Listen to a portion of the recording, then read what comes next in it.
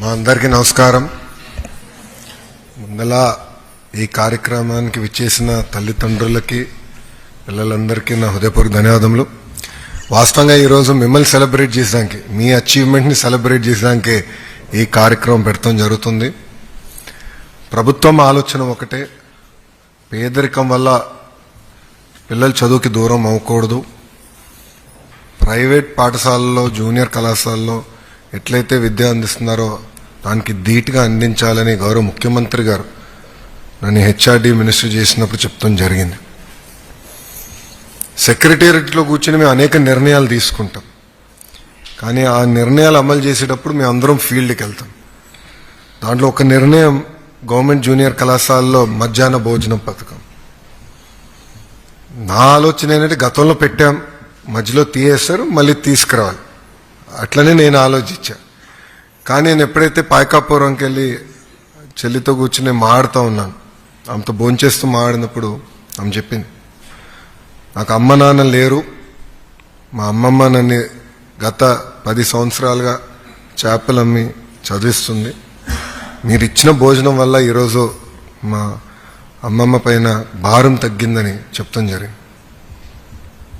ఇట్లా మీరందరూ కూడా మీ వెనకాల ఒక్కొక్కరు ఒక్కొక్క జర్నీ ఉంటుంది, ఒక స్టోరీ ఉంటుంది. కానీ ఈరోజు మీరందరూ ఒక అచీవర్స్. మీ గతంలో ఏదైతే ప్రభుత్వ పాఠశాలల్లో మంచి మార్కులు రావు అని ఏదైతే ఆ ముద్ర ఉందో, ఆ ముద్రని చెరిపేసిన వ్యక్తులు మీరు. వాస్తవంగా ఒక మాటలో చెప్పాలంటే, ఇక్కడున్న మీరు ఆంధ్ర రాష్ట్ర ప్రభుత్వాన్ని, ప్రభుత్వ విద్య పరువుని కాపాడిన వాళ్ళు అవుతారు. You are all our brand ambassadors today. నేను ఎప్పుడు నవ్వుతా అంట, ప్రైవేట్ పాఠశాలలో అందరూ రిజల్ట్స్ వచ్చిన తర్వాత యాడ్లు ఇస్తారు, 1, 2, 2, 3, 3 అని. ప్రభుత్వం కూడా మేము ఇవ్వాలి నెక్స్ట్ ఇయర్ నుంచి. అది నా డైరెక్షన్. పోటీ పడాలి, పోటీ ఉంటేనే పిల్లలు బాగుపడతారనేది నా ఆలోచన. వాస్తవంగా నేను కూడా 10th, 9th వరకు ఆడుతూ పాడుతూ చదివినండి. ఎక్కువ క్రికెట్ పిచ్చి ఉండేది. అప్పుడు ఇంట్లో తల్లికి అర్థమైంది, అమ్మకి అర్థమైంది, వీడు దారి తప్పినట్టున్నాడని 10th లో రుద్దేశారు. అదైన తర్వాత బాబు గారికి అర్థమైంది, వీడు 11th, 12th సరిగ్గా చదవకపోతే ఇంకా ప్రమాదం అని. సో నేను కూడా రుద్దుడు బ్యాచ్ ప్రోడక్ట్ని. కానీ నేను అందరికి చెప్తా, వాస్తవంగా చెప్పాలంటే అది నా జీవితం మార్చేశాను. దాని తర్వాత నేను కార్నింగ్ మెల్లన్కి వెళ్ళాను, అక్కడ నేను చదువుకున్నాను. దాని తర్వాత వరల్డ్ బ్యాంక్లో 2 సంవత్సరాలు పనిచేశాను. మళ్ళీ స్టాన్ఫర్డ్కి వెళ్ళి ఎంబీఏ చేశాను. అంటే ఆ 3 సంవత్సరాలు చాలా కీలకమైన 3 సంవత్సరాలు మన జీవితాల్లో. మన సక్సెస్ అంటే పిల్లల సక్సెస్ వెనకాల ఉంది తల్లిదండ్రులు. వాళ్ళు అనేక త్యాగాలు చేస్తున్నారు మన కోసం. అది మనందరం గుర్తుపెట్టుకోవాల్సిన అవసరం ఉంది. ఈరోజు ప్రభుత్వం చిత్తశుద్ధితో, మీరు చూస్తే మీకోసం అనేక కార్యక్రమాలు చేశాం గడిచిన సంవత్సరాలు. మేడం గారి నాయకత్వంలో పుస్తకాల విషయాలు కానివ్వండి, మధ్యాహ్న భోజనం కానివ్వండి, ప్రిన్సిపల్స్ విషయంలో కానివ్వండి, ఇట్లా అనేక కార్యక్రమాలు మీకోసం చేశాం. అన్నీ చేశామని నేను అనట్లేదు, ఇంకా చాలా చేయాల్సిన అవసరం ఉంది. వాస్తవంగా చెప్పాలంటే కొన్ని సంవత్సరాలుగా ప్రభుత్వ విద్య నాణ్యత లేకుండా పోయింది. నేను గడిచిన సంవత్సరంలో మీ అందరం కూర్చుని గౌరవ ముఖ్యమంత్రి గారి ఆదేశాల మేరకు అన్ని సెట్ చేసుకుంటూ వచ్చాం. జూన్ మాసానికి రిఫార్మ్స్ అని పూర్తి చేసి ఇంకొచ్చే 4 సంవత్సరాలు ఓన్లీ లెర్నింగ్ అవుట్కమ్స్ మీద శ్రద్ధ పెట్టాలనేది మన ప్రభుత్వం నిర్ణయం తీసుకుంటూ జరిగింది. ఇదొక పవిత్రమైన కార్యక్రమం. మిమ్మల్ని చూసి చాలామంది ఇన్స్పైర్ అవ్వాల్సిన అవసరం ఉంది. మేడం గారికి నేను ఎప్పుడు చెప్పా, చదువే కాదు వ్యాపారంలో కూడా మగవాళ్ళ కన్నా ఆడవాళ్ళే బెటర్ అని నేను మేడం గారికి ఎప్పుడు చెప్పా. అనేక విషయాలు కూడా నేను అన్నా. దాని ఉదాహరణ మా ఇంట్లోనే, నాకన్నా వ్యాపారంలో బ్రహ్మని బెటర్, చదువులో కూడా నాకన్నా బెటర్. ఆమె కూడా స్టాన్ఫర్డ్ ఎంబీఏ చేసిన 5 years నా జూనియర్ అయినా కూడా మార్క్స్లో చూస్తే నాకన్నా చాలా బెటర్. సో మీలో పట్టుదల ఉంది, ఆ కమిట్మెంట్ ఉంది. తల్లిదండ్రులు కూడా కోరేది ఏంటంటే పిల్లల్ని బాగా చదివించాలి, చదువుకునే అవకాశాలు మీరు ఇవ్వండి. ప్రభుత్వం ఉంది, పిల్లల వెనకాల మేము నిలబడతాం. ఫీ రీంబర్స్మెంట్ ఉంది, పీజీ ఫీ రీంబర్స్మెంట్ తీసుకొస్తున్నాం. విదేశీ విద్యకి ఆల్టర్నేటివ్ మంచి మెకానిజం మేము డిస్కస్ చేస్తున్నాం, అది తీసుకొస్తాం. అంటే ప్రభుత్వం ఆలోచన డబ్బుల వల్ల పిల్లలు ఇబ్బంది పడకూడదు, వెనకబడి ఉండకూడదు. నేను స్టాన్ఫర్డ్లో చదివినప్పుడు అప్లై చేసినప్పుడు అప్లికేషన్లో ఎక్కడ కానీ మీ దగ్గర ఎంత డబ్బులు ఉన్నాయి, మీ బ్యాంక్ అకౌంట్ స్టేట్మెంట్లు ఇవన్నీ నేను ఎక్కడ అడగరు. అప్లై చేసిన తర్వాత అప్లై చేస్తాం, దాని మాకు ఇంటర్వ్యూస్ ఉంటాయి. ఇంటర్వ్యూ అయిన తర్వాత అడ్మిషన్ లెటర్ ఇస్తారు. అడ్మిషన్ లెటర్ వచ్చిన తర్వాత అడుగుతారు, ఓకే మీ ఫైనాన్షియల్ సిచ్యువేషన్ ఏంటి, స్కాలర్షిప్స్ ఇవ్వచ్చా, ఫైనాన్షియల్ ఎయిడ్ ఇవ్వచ్చా, లోన్లు అరేంజ్ చేయొచ్చా, అట్లా వాళ్ళు అడుగుతారు. ఎట్లా మనం కూడా ప్రభుత్వంలో ఆ విధానం తీసుకురావాలి, డబ్బులు లేక పిల్లలు ఇబ్బంది పడకూడదు అనేదే ప్రభుత్వం లక్ష్యం. గడిచిన కొన్ని సంవత్సరాలు విద్య ఒక రకంగా నడిచినా మళ్ళీ దాన్ని ట్యూన్ చేసి సరైన దారులు పెట్టే బాధ్యత ప్రభుత్వం తీసుకుంది. తల్లిదండ్రులకి ఎలాంటి ఇబ్బంది లేకుండా చేయాలనేదే ప్రభుత్వం నిర్ణయం. దానికి మన ప్రభుత్వం కట్టుబడి ఉంది. ఇక్కడున్న పిల్లలు నేను కోరేది ఒకటి, మీరు ఈ స్థాయికి వచ్చారంటే తల్లిదండ్రుల త్యాగాలనే, అది మర్చిపోకూడదు. నంబర్ 1. రెండోది, చాలామంది అనుకోవచ్చు లోకేష్కి ఏముంది, చాలా తేలికైంది, తల్లిదండ్రుల డబ్బులనే, బాగా చదివిన వాళ్ళు చదువు తేలిగ్గా వస్తుంది అనుకోవచ్చు.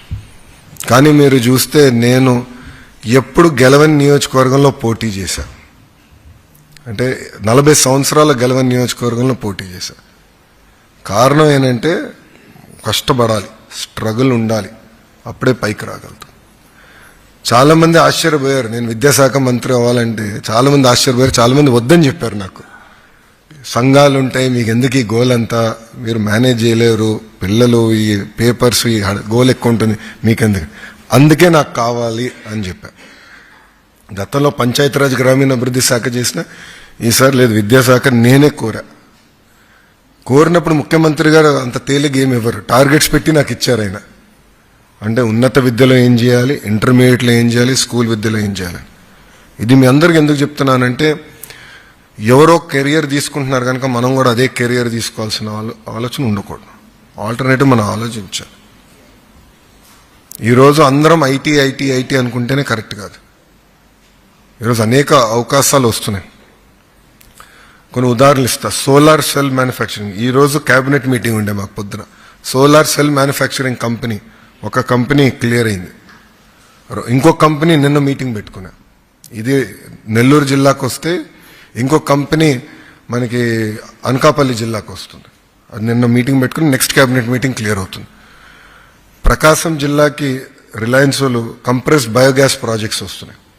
మొదటి విడతలో కనిగిరిలోని 50 ప్రాజెక్టులు రాబోతున్నాయి. అంటే 25,000 మంది పనిచేయగలుగుతారు. అట్లా కొత్త కొత్త సెక్టర్స్ వస్తున్నాయి. కొత్త కొత్త సెక్టర్స్లో కూడా మీరు కూడా వాచ్ఫుల్గా ఉండి, ఇప్పుడు గ్రీన్ హైడ్రోజన్ వచ్చింది, ఎలక్ట్రిక్ వెహికల్స్ వస్తున్నాయి, ఏఐఎంఎల్ ఉంది, మీకు ఇటు పక్కన మ్యానుఫ్యాక్చరింగ్ పెద్ద ఎత్తున నరేంద్ర మోడీ గారు కూడా బాగా ప్రోత్సహిస్తున్నారు, దాని ఫలాలు వస్తున్నాయి. మారుతున్న సెక్టర్స్ని మీరు గమనించి మనం కూడా ఒక కెరియర్ పాత్ అనేది పెట్టుకోవాల్సిన అవసరం ఉంది. ఇంకో విషయం కూడా, జీవితం అనేది it's journey, it is not a destination. చాలా మంది ఏమైపోయిందంటే, ఇప్పుడు మేము అందరం ఇక్కడ ఇటు పక్క కూర్చున్న అందరం మేము మాట్లాడుకుంటున్నాం రిజల్ట్స్ గురించి. రిజల్ట్స్ మీకు ఎట్లా తెలియజేయాలని దానిపైన మేము ఒక 2 గంటలు చర్చించాం. ఎందుకంటే వాట్సాప్ టెక్నాలజీ వచ్చింది, ఎలా తెలియజేయాలని. ఆ చర్చ జరిగినప్పుడు ఒక విషయం మా అందరిలో బయటకు వచ్చింది. ఏంటంటే ఇప్పుడు పిల్లలు మీరు చాలా సెన్సిటివ్ అయిపోయారు. అంటే ఒక్క సబ్జెక్ట్ ఏమైనా మార్కులు తప్పితే చాలా సెన్సిటివ్ అయిపోతున్నారు. ఏమవుతుంది జీవితంలో, ఎన్నో దెబ్బలు తింటాం మనందరం. జీవిత ప్రయాణాలు ఎన్నో ఎదురుగాలు ఉంటుంది, దెబ్బలు తగులుతాయి. మీరు అది మైండ్లో పెట్టుకుని ఒక లక్ష్యం పెట్టుకుని దానికోసం పనిచేయాలి తప్ప, ఈ చిన్న చిన్న స్పీడ్ బ్రేకర్లు వచ్చినప్పుడు అధైర్యపడతాం, ఇబ్బంది పడతాం అనేది కరెక్ట్గా.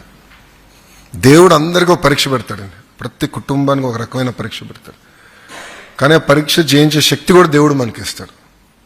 దయచేసి ఇది మీరు గుర్తుపెట్టుకోవాలి.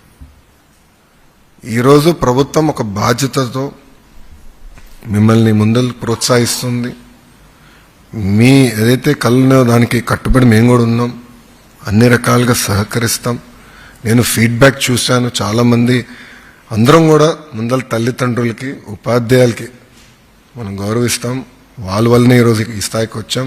ప్రత్యేకంగా కొంతమంది ఉపాధ్యాయుల పేర్లు కూడా రాస్తాం. నిజంగానే చాలా చాలా సంతోషంగా ఉంది నాకు. ఇక్కడ కొంతమంది ఐఏఎస్ ఆఫీసర్లు అవ్వాలని రాశారు, ఒకే ఒక్క చెల్లి ఐపీఎస్ ఆఫీసర్ అవ్వాలని రాశారు. ఎవరు? రాజేశ్వరి గారు. మీరు రాజేశ్వరి అమ్మా, థ్యాంక్ యూ. సో చెల్లి రాసింది ఐపీఎస్ ఆఫీసర్ అవ్వాలని. ఇట్లా మీకు కళ్ళు ఉన్నప్పుడు కష్టపడాలి, ఆ ఓరియంటేషన్లో ఫోకస్ అవ్వాలి. ఐపీఎస్ ఆఫీసర్ అయినప్పుడు నా పైన కేసులు పెట్టదు తల్లి. ఇప్పటికి 23 కేసులు నాకు కేసులు వద్దు. ఇప్పుడు మీరు పెడితే మళ్ళీ బండి సంజయ్తో పోటీ పడాలి. ఆయనకి 109 కేసులు లేండి ఆయనకి. సో ఇంకా కేసులు పెట్టద్దు నా పైన. కానీ మీరందరూ ఏంటంటే ఒక కెరియర్ ఎంచుకున్నారు, ఒక డ్రీమ్స్ ఉన్నాయి. ఆ డ్రీమ్స్ని మీరు సాధించాల్సిన బాధ్యత మీ పైన ఉంది, ప్రోత్సహించే బాధ్యత ప్రభుత్వం పైన. Will do that. సజెషన్స్కి వచ్చేగల ఇన్ఫ్రాస్ట్రక్చర్ పైన ఎక్కువ మీరు నాకు ఫీడ్బ్యాక్ ఇచ్చారు. 100% ఇన్ఫ్రాస్ట్రక్చర్ చాలా ఇంప్రూవ్ చేయాల్సిన అవసరం ఉంది.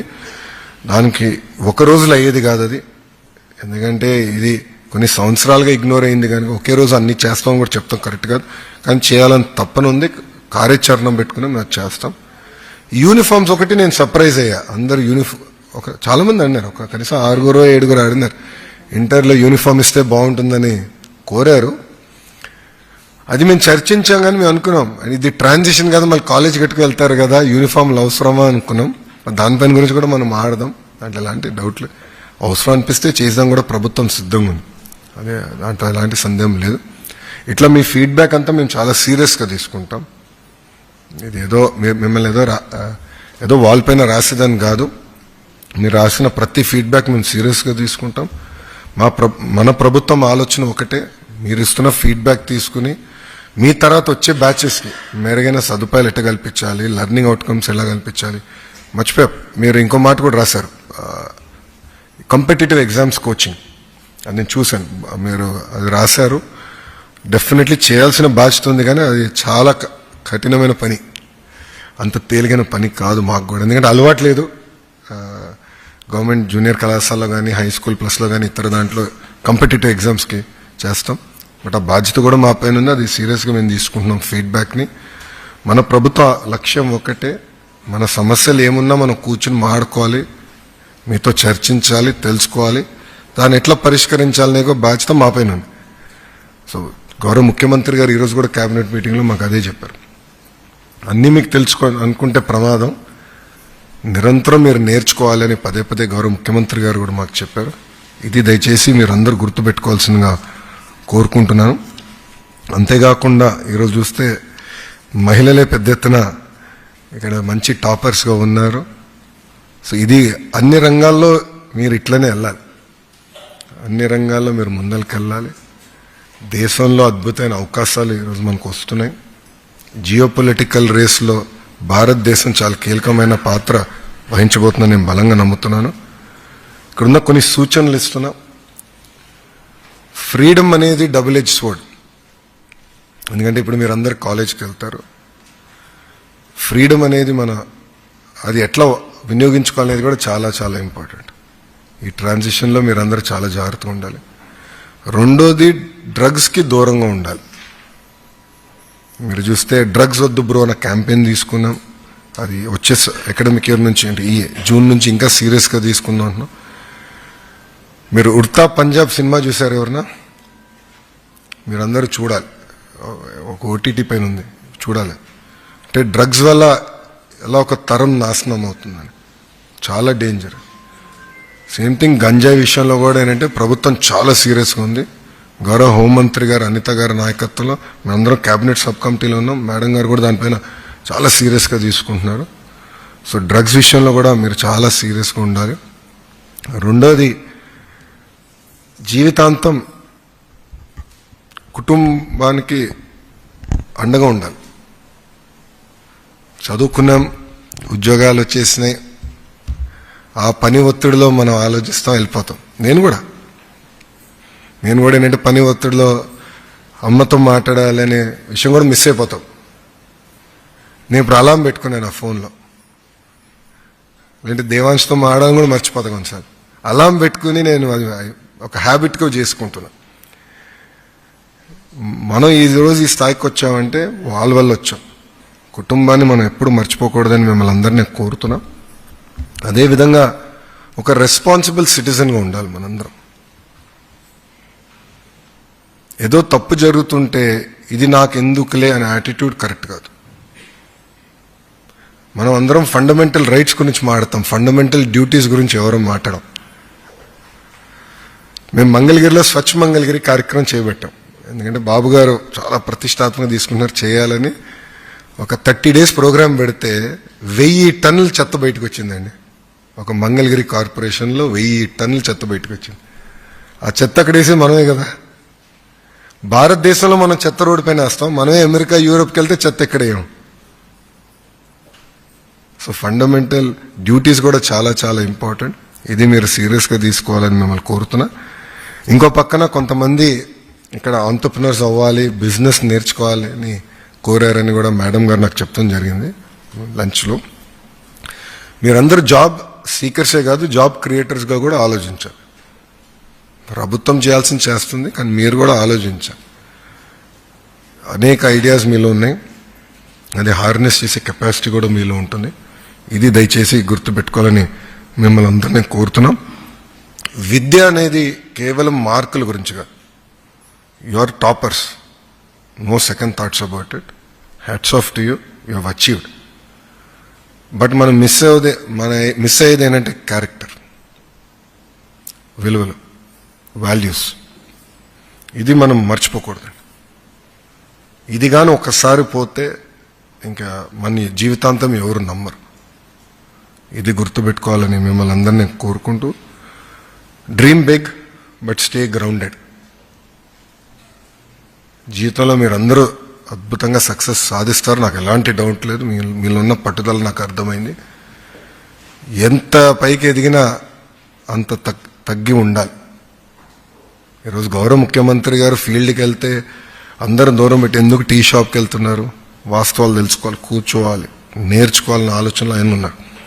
75 సంవత్సరాల వయసులో ఆయన అంత కష్టపడుతున్నారంటే ఇంకా మనందరం ఎట్లా చేయాలనేది ఒక్కసారి ఆలోచించమని కోరుతున్నాం.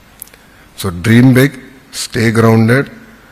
దేశం మీకోసం చేస్తూ ఉంది, చేస్తూనే ఉంటుంది. కానీ మీరు కూడా ప్రయోజకులుగా మారి దేశం కోసం కష్టపడాలి. Strong states, strong nation. నేను అందుకే అంటాను ఎప్పుడు, రాష్ట్రంలో పోరాడదాం, బయటికి వెళ్ళినప్పుడు ఒకే వాయిస్, ఆంధ్ర ఫస్ట్. దేశంలో భిన్నప్రాయాలు ఉండొచ్చు, ఇతర దేశాలకు వెళ్ళినప్పుడు ఇండియా ఫస్ట్. అందుకే మేము డావోస్కి వెళ్ళాం మొన్న జనవరిలో. తమిళనాడు నుంచి మంత్రులు వచ్చారు, తెలంగాణ నుంచి మంత్రులు వచ్చారు. కానీ అక్కడ మాట్లాడినప్పుడు మేమందరం ఒకటే దేశం గురించి మాట్లాడాం, వన్ వాయిస్. లోకల్గా మేము కొట్టుకుంటున్నాం, తమిళనాడు నుంచి కంపెనీలు పట్టుకురావాలని నా ప్రయత్నం, నాది.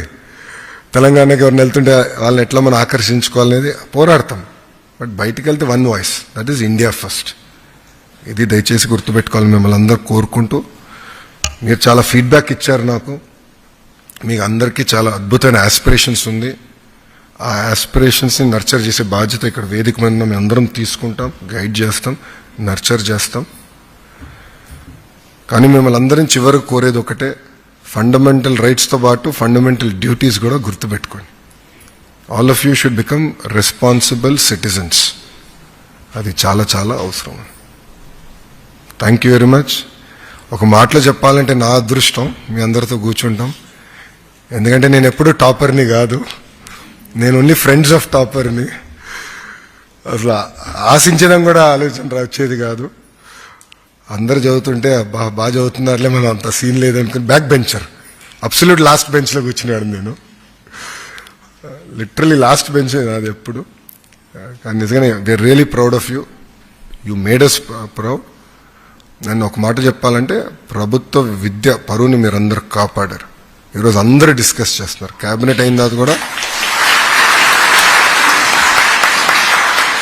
క్యాబినెట్ అయిన తర్వాత మంత్రులందరూ కూడా వచ్చి, ఈ మ్యాజిక్ జరిగింది ఈసారి, చాలా బాగా చేశారు, ఇంకా డ్రైవ్ చేద్దాం. కమిట్మెంట్ పెరిగింది ప్రజాప్రతినిధులలో, సక్సెస్ వచ్చేగల కమిట్మెంట్ పెరిగింది. మీ ఎగ్జామ్లు ఏమో నాకు ఎగ్జామ్ లాగా అనిపించింది.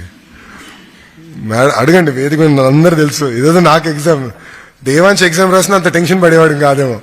మీ ఎగ్జామ్ అంటే నాకే టెన్షన్ లాగా ఉంది. ఎలా జరిగింది, ఎవ్రీడే మాట్లాడుకున్నాను ఏం జరిగింది, ఎక్కడ ఇష్యూస్ లేదు కదా, ప్రాబ్లమ్స్ ఎక్కడ వచ్చినాయా, చాలా సీరియస్గా తీసుకున్నాను. So we are very committed to this and రిఫార్మ్స్కి we are committed and success breed success. ఈరోజు ఒక సక్సెస్ వచ్చింది, మీరు చూడండి నెక్స్ట్ బ్యాచ్ ఇంకా ఇంప్రూవ్ అవుతారు. So success will breed success. ఈ ఫస్ట్ సక్సెస్ కోసం ఈ ప్రభుత్వానికి 10 నెలలు పెట్టింది. బట్ ఒక తొలి అడుగు ఇది, తొలి అడుగు మాత్రం, ఇంకా చాలా చేయాల్సి ఉంది. సో ఇప్పటికీ నేను చాలా ఎక్కువ మాట్లాడిస్తా. మీ దగ్గర నుంచి వినేదానికి ఉన్నాను నేను ఇక్కడ, మీ దగ్గర నుంచి, మీ తల్లిదండ్రుల దగ్గర నుంచి వినేదానికి ఉన్నాను. సో మీకు ఏమైనా ఫీడ్బ్యాక్ ఉంటే, మీ ఎక్స్పీరియన్సెస్ ఉంటే దయచేసి మీరు తెలియజేయవలసిందిగా కోరుతున్నాను.